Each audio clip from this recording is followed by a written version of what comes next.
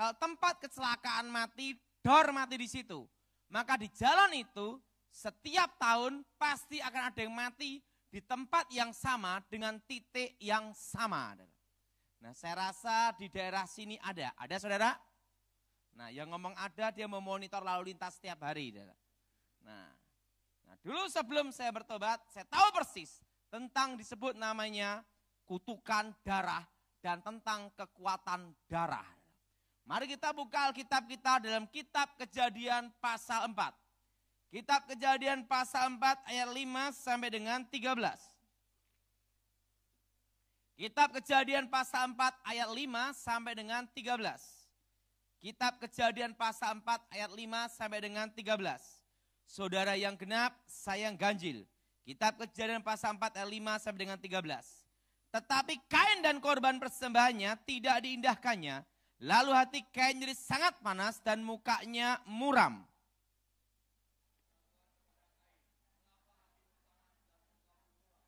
Apakah mukamu tidak akan berseri jika engkau berbuat baik? Tetapi jika engkau tidak berbuat baik, dosa sudah mengintip di depan pintu. Ia sangat menggoda engkau, tetapi engkau harus berkuasa atasnya.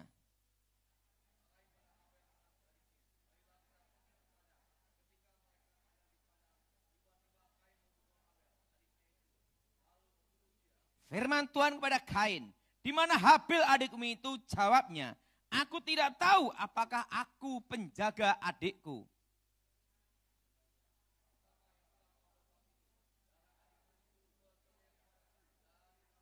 Maka sekarang terkutuklah engkau, terbuang jauh dari tanah yang makan mulutnya untuk menerima darah adikmu itu dari tanganmu.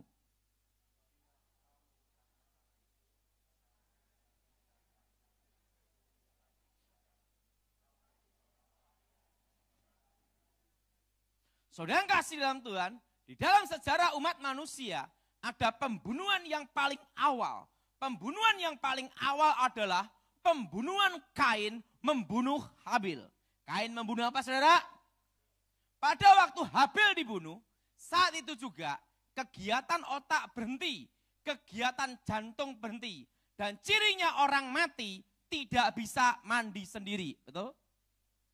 Tapi ingat, pada waktu Habil dibunuh, ada satu yang menuntut, ada satu yang berteriak, yaitu darah. Darah Habil menuntut keadilan.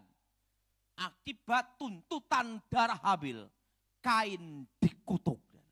Di dalam kutukannya dikatakan bahwa Kain menjadi seorang pelarian dan pengembara di muka bumi.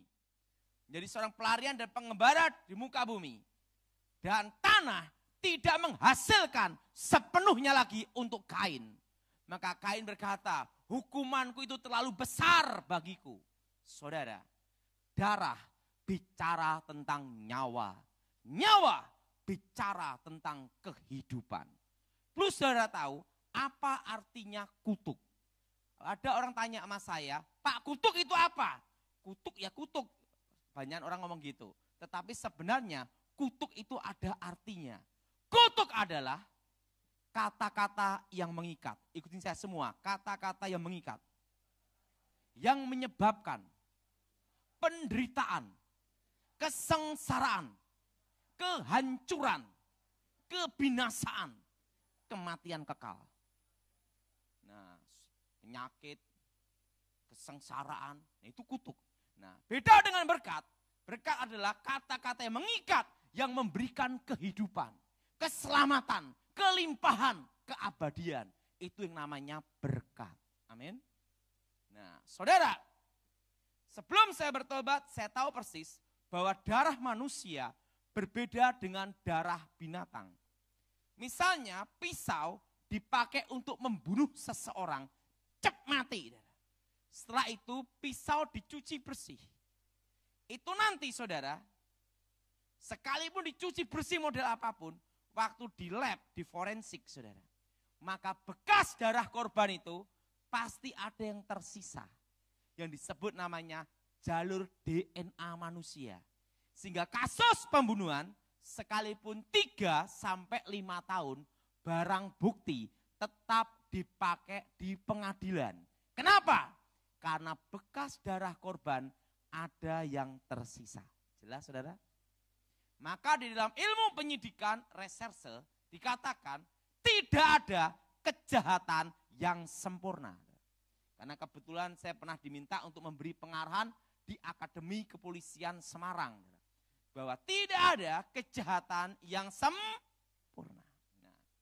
Nah, keris dipakai untuk membunuh seseorang cep mati. Dan keris itu setiap bulan suro direndam air kelapa, dikasih jeruk nipis, setelah itu diusap dengan jeruk nipis dengan sepet kelapa, dikasih air pace. Kok bisa tahu Pak Daud? Bekas dukun. Kalau pusaka itu pernah membunuh seseorang, dikasih minyak yaparon, dikasih racun keris, warangan. Dikeringkan di matahari. Begitu kering, maka bekas darah korban itu akan kelihatan kembali di ujung keris itu. Sekalipun keris itu, pembunuhan itu ratusan tahun yang lalu. Makanya kalau keris itu membunuh seorang, saya tahu, oh namanya pugut. Darah bicara tentang nyawa, nyawa bicara tentang kehidupan. Tetapi kalau hanya ke perang, set berdarah, kebentur, tidak menimbulkan kematian, maka bekas darah itu hilang tanpa bekas. Karena tidak menimbulkan kematian. Tapi kalau menimbulkan kematian, pasti ada bekasnya. Nah, beda dengan ayam. Ayam dipotong jadi ayam goreng. Pisau dicuci bersih, hilang tanpa bekas. Karena itu darah ayam. Kenapa? Kenapa darah manusia bisa berbicara? Ini. Kalau ada pembunuhan, ini dari Alkitab. Ingat, binatang tidak punya roh. Manusia punya roh. Makanya darahnya bisa menuntut. Jelas saudara?